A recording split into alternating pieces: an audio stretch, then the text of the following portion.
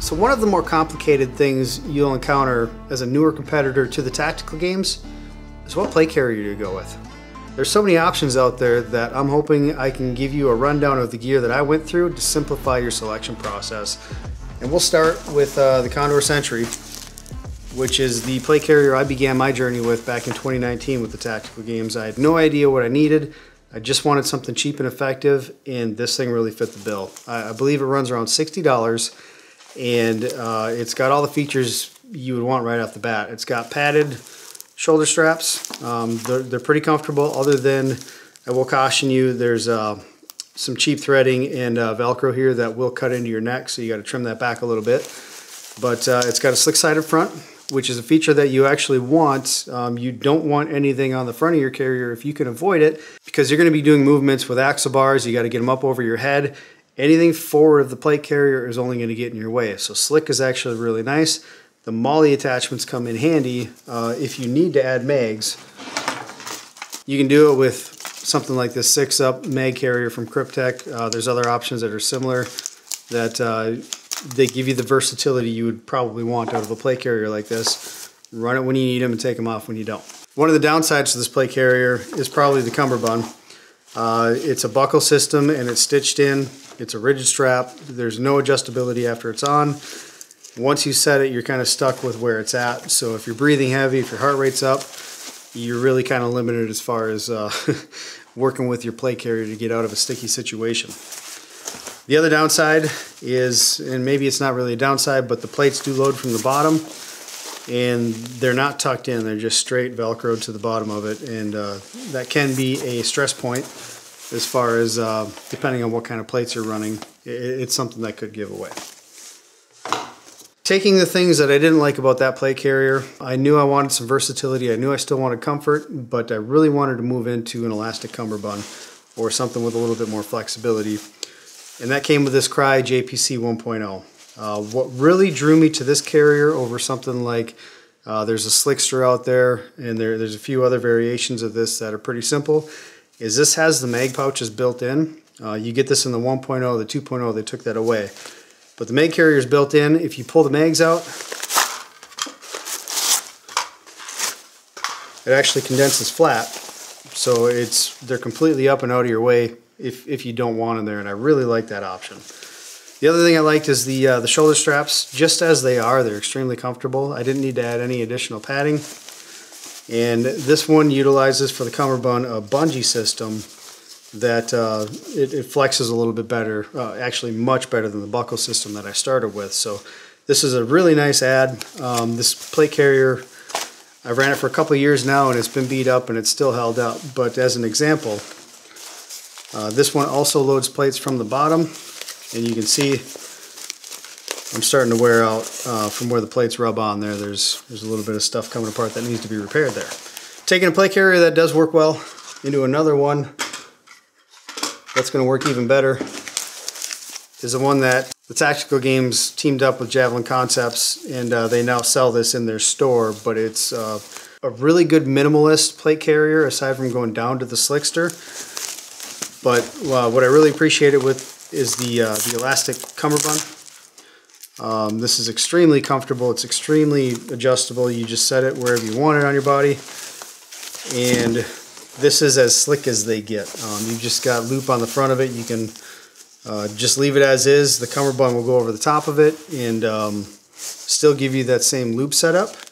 Or if you need it, the Tactical Games version does ship with this panel that goes on the front with the MOLLE laser cut in.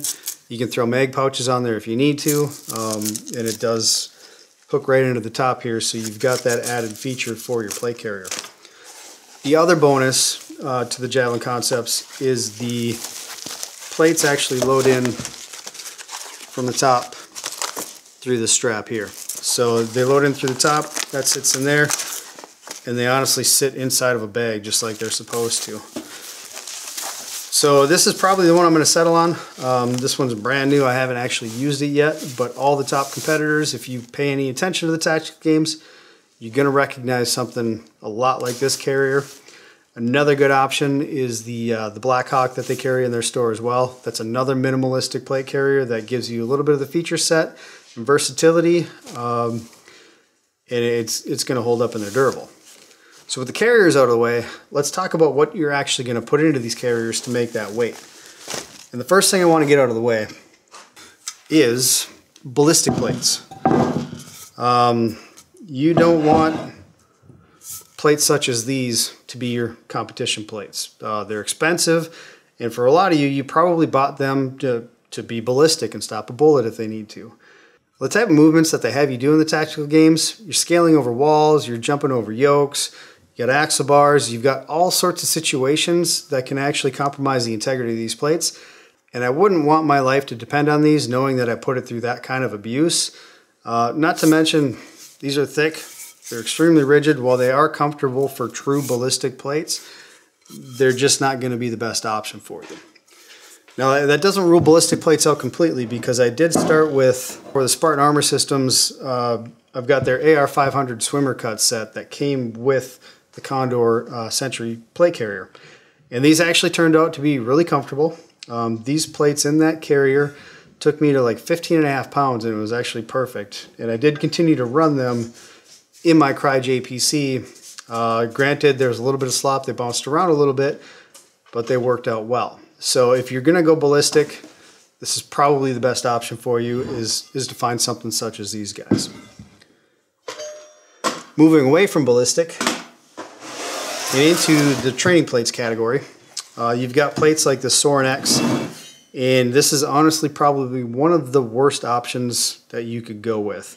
If you need to make weight and you're doing a ruck or something, you're gonna throw these in a TacTech plate carrier, sure, go for it. But for tactical games, it's just too wide of a profile. The edges are extremely sharp. It's just not a comfortable option.